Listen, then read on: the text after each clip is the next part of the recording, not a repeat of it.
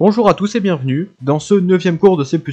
Bon, aujourd'hui on va faire un épisode assez peu rempli, puisque pour des causes de lycée, j'ai pas eu le temps de faire un gros cours pour aujourd'hui. Bon, sachant qu'il sera quand même assez important, pour des raisons que je vous présenterai au prochain cours. Donc aujourd'hui, qu'est-ce qu'on va voir? Un truc un petit peu dans la même ligne que ce qu'on a vu ces derniers cours, donc un truc axé très C++, les templates. Bon, un truc qu'on utilise beaucoup, parce que c'est vraiment super pratique. Et donc sur ce, c'est parti. Bon, pour rappel, pour tous ceux qui suivent les cours depuis le début, vous savez que ce qu'on fait, c'est d'enseigner de manière à ne créer aucune ambiguïté. Donc en gros, si on vous donne un quelconque code, vous devriez le comprendre sans problème. Bon, cependant, il y a quelques trucs encore qu'on n'a pas présentés, et qui donc sont utilisés un petit peu au pif, parce que c'est comme ça. Bon ben, aujourd'hui on va remédier à ça, et pour être plus précis, à une partie des codes qui peuvent ne pas être compris, les templates. Alors on en avait déjà parlé pour les structures de données, quand on avait créé des tableaux dynamiques, avec le type contenu dans le tableau en template, dans la déclaration du tableau. On en avait aussi parlé au dernier cours avec les pointeurs, et pour être plus précis, via les pointeurs partagés d'un type précis, qui lui aussi est défini avec un template. Donc on va commencer par voir ce qu'est un template. Déjà c'est un petit peu une cassure avec ce qu'on a eu l'habitude de voir, parce que pour l'instant presque tout ce qu'on a vu c'est des trucs que le compiler convertit directement en langage machine. On avait expliqué ce que c'est au premier cours de C++, enfin premier cours du chapitre 2, et donc on a quasiment rien pour modifier directement le code de C++ avant qu'il ne soit compilé. Bon, à part les prédirectives, vous savez, include, define, tout ça, ben là on va voir un autre moyen de modifier directement le code C++ via directement une autre partie du code, et ben c'est les templates. Bon, on va quand même voir comment l'utiliser avant d'en créer. En général, c'est utilisé soit pour les classes, soit pour les fonctions. Enfin, ça peut aussi être utilisé pour des variables et des trucs comme ça, mais je l'ai jamais vu personnellement. Et soyons honnêtes, en plus j'en vois pas trop utilité. Bon, un template, l'idée, c'est de rajouter dans une déclaration quelconque, genre par exemple ici number, des chevrons avec dedans quelque chose. Donc par exemple ici un type, là un type aussi, là un autre type, et là un nombre. Bon, après l'utilisation précise de l'objet selon le template, ben, ça dépend de la classe. Par exemple pour les vecteurs, du coup on pourra rajouter que des objets int dedans. Et pour ce shared ptr, on va pouvoir pointer que vers un std vector qui contient lui-même que des doubles. Bon, en général, la façon précise dont les templates sont utilisés, c'est écrit dans la documentation. Bon, par contre, il faut pas mettre n'importe quoi entre chevrons. Bon, par n'importe quoi, là je parle bien pour les types, parce que oui, en général, les templates c'est quasiment que pour les types, parce que bon, l'utilisation avec les nombres ça reste assez rare. Et par exemple, ici, si vous mettez un type qui ne peut pas être utilisé dans la classe qui l'utilise, eh bien, vous pouvez avoir des erreurs assez bizarres. Bon, en général, pour les vecteurs, ça arrive jamais, puisque le seul truc vraiment nécessaire pour être utilisé dans un vecteur, c'est un constructeur de copie, ou copie constructor. Bon, on en a pas encore parlé, mais ça devrait arriver dans le prochain cours.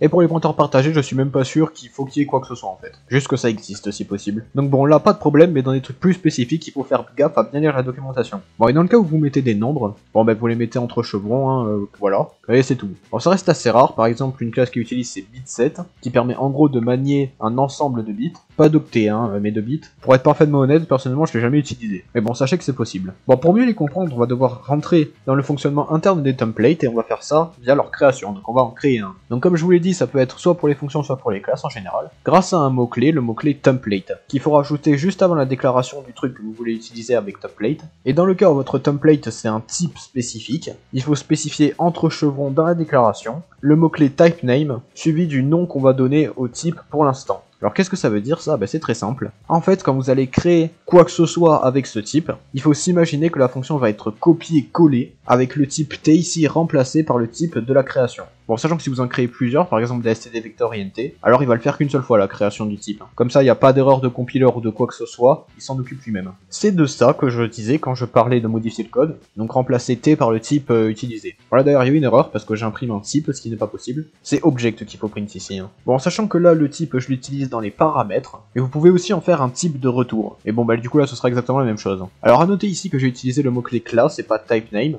Bon, c'est exactement la même chose, hein, donc en gros ça change rien, mais comme ça moi vous savez ça existe. Voilà, par contre il faut bien sûr que le type t puisse être de valeur 5, hein, puisqu'il va être retourné. Par exemple si vous retournez un texte de valeur 5, ça veut rien dire, et hop, erreur. Et d'ailleurs, avec cette façon de faire ici, il faut obligatoirement à la création du coup de votre objet, spécifier le type entre chevrons. Alors que ici, dans les versions les plus récentes du C++, le fait que ce soit un argument permet au compiler de deviner lui-même le type. Et donc au final, c'est un peu plus simple, même s'il faut pas se faire avoir bien sûr. Et vous pouvez même rajouter plusieurs types en rajoutant plusieurs type names, donc là par exemple T et T2, donc T qui doit avoir la forme d'un vecteur et T2 d'un nombre, et hop on rajoute de nombre fois 2 au vecteur et on retourne le nombre final, du coup qu'on a multiplié par 2. Voilà, du coup comme on a les deux types en argument, alors il va pouvoir deviner les deux types sans avoir à rien spécifier, donc c'est cool. Bon, par contre si vous avez qu'un seul type en argument, il va falloir spécifier les types. Et d'ailleurs c'est assez similaire à comment on doit faire pour les paramètres de fonction, puisque là, le type qu'on doit vraiment spécifier c'est T2, sauf que comme T est défini avant T2, alors il va falloir spécifier T aussi, donc il va falloir mettre T et T2.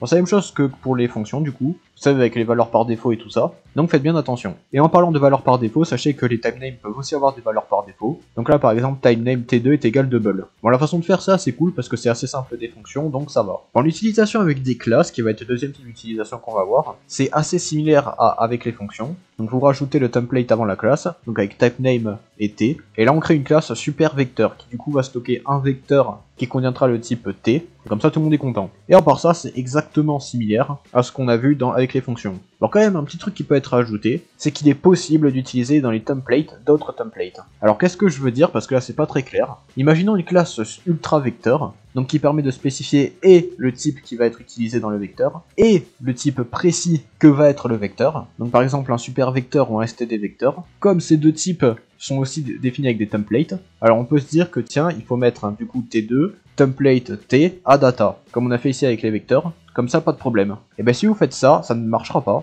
parce qu'ici T2 ne va pas être défini comme un type qui a besoin de template, alors qu'il en a bel et bien besoin, donc c'est embêtant. Donc comment faire? Il va falloir spécifier à T2 que le type qu'on utilise c'est aussi un template. Donc il va falloir mettre template type name, en sachant que là type name, on lui a pas donné de nom mais on pourrait mettre T, bon ici on l'a mis là, là on spécifie juste que T2 du coup utilise un template, et hop après type name T2, et là pas de problème, la classe fera le reste. Bon, et pour finir on va voir les templates nombres, où il faut juste remplacer type name par int, et après vous utilisez T comme n'importe quelle R value, donc une value constante, mais qu'on peut utiliser à part ça pour la lecture sans problème, par exemple comme ça. Voilà, je me suis arrêté là dans le cours mais on peut aller un petit peu plus loin pour spécifier quelques trucs un petit peu dérangeants sur les templates, que je n'ai pas mis parce que ce que j'ai dit là, c'est gravé dans le marbre et ça marchera jusqu'à la fin des temps. Par contre, un truc qu'il faut savoir, c'est que les templates ça change pas mal, avec des ajouts vraiment très souvent. Donc là, C++11, C++20, C++11 obsolète, C++11, etc., etc. Donc c'est un sujet assez complexe. Donc c'est pour ça que je vous invite à aller pas mal vous documenter dessus. Bon, sachant qu'en général, là, tout ce que je viens de vous dire, déjà, ça vous sera utile pour aller 99% des cas. Donc voilà, n'hésitez pas à vous tenir informé des nouveautés du C++, peut-être qu'ils vont encore rajouter des dingueries. Bon, les templates c'est cool, mais plus on en met, plus ça devient compliqué. Genre pour ça, là. Donc c'est pour ça qu'on va créer un moyen de mieux utiliser les types, donc en C++, et de rendre l'utilisation des types un peu plus simple. Bon, pour ça on va aller s'intéresser à un type spécifique, le type string. Bon, le type string peut paraître être un type assez simple, cependant si on regarde sur un site plus précis la définition du type, on a cette horreur. stdstring lui est déclaré juste ici. Alors pourquoi? Eh bien tout simplement parce que en fait le type string n'existe pas, il s'agit d'un type nommé le type basic string, donc ce type ici, donc qui prend en tout 3 templates, donc 3 types différents. Bon, en vrai, il n'y a que le premier qui nous intéresse vraiment, parce que les autres, c'est des sortes d'implémentation du premier. Et en fait, ce type, c'est une chaîne de données. Et l'idée, en fait, du stdstring, c'est de renommer de manière plus simple la classe basic-string utilisant comme chaîne de données des caractères, donc une chaîne de caractères. En sachant que vous avez plein d'autres types différents, wstring pour wide caractères, des caractères un peu plus grands, U8, U16, U32, et on pourrait même aller un peu plus loin, mais bon, ça sert pas à grand chose. En fait, on a réussi à renommer le type basic string entre template char par juste string. Bon, comment c'est possible? Et ben c'est grâce à un outil qui est assez proche des templates, puis ils sont souvent utilisés un petit peu en même temps, l'outil typedef. Bon, ça c'est simple, en vrai, ça permet juste de prendre un type long, complexe ou un truc comme ça, et de lui donner un nom plus spécifique, et plus simple, comme string à la place de basic string entre template char. Bon, on va voir un petit exemple. Prenons une classe basic calculator qui va faire des calculs avec un certain type de nombre, donc que ce soit des chars, des shorts, des int, des longues, des doubles, etc., etc. Imaginons maintenant qu'on veuille créer un type précis de calculatrice par type de nombre, donc basic calculator char, short, int et long, et bien grâce à typedef on peut les renommer, ici calculateur 8 bits, 16 bits, 32 bits et calculateur tout court, 64 bits. Vous mettez juste le type qu'on doit renommer et son nom final. Et c'est tout, avec ça vous pouvez utiliser le typedef. Bon, plus les types que vous utilisez sont compliqués, plus utiliser les typedef est mieux. Bon, bien sûr, il est à noter que ce nom de type peut être utilisé exactement comme le nom qui renomme, donc comme ça, pas de problème. On peut aussi créer un nom spécial pour un type qui représente un pointeur vers le type qu'on renomme, ou même un tableau statique vers le type qu'on renomme. Pour ça, il faut rajouter avant le nom du pointeur le caractère du pointeur, et après le nom du tableau, la taille du tableau, parce que du coup il est statique, donc il doit avoir une taille fixe. Pour ça, c'est cool pour simplifier la tâche des développeurs, et comme ça, si vous le rencontrez quelque part, vous savez ce qu'il fait. Et pour l'instant, c'est tout pour les templates. Et donc c'est tout pour ce petit cours, j'espère que vous aura plu, n'hésitez pas à lâcher un peu, vous abonner et tout et tout. Alors c'était pas le cours le plus rempli, mais je voulais le faire un petit peu, je voulais le faire. Alors pourquoi celui-là en particulier, on verra ça au prochain épisode. Parce que oui, dans le prochain épisode, il y aura un truc assez spécial, voire même très spécial, donc on vous en parlera au prochain épisode. Bon, sachant que ces 2 semaines ont été assez compliquées à cause des cours et de tout ça, même si théoriquement ça devrait aller de mieux en mieux. C'est juste le début, c'est un peu chaud, mais après sinon ça devrait aller pas trop mal. Donc vous inquiétez pas, le plus fun arrive, et il sera présenté au prochain cours. Donc sur ce, je vous souhaite une bonne journée, une bonne vie, une bonne utilisation de vecteurs, et sur ce, je vous dis à plus.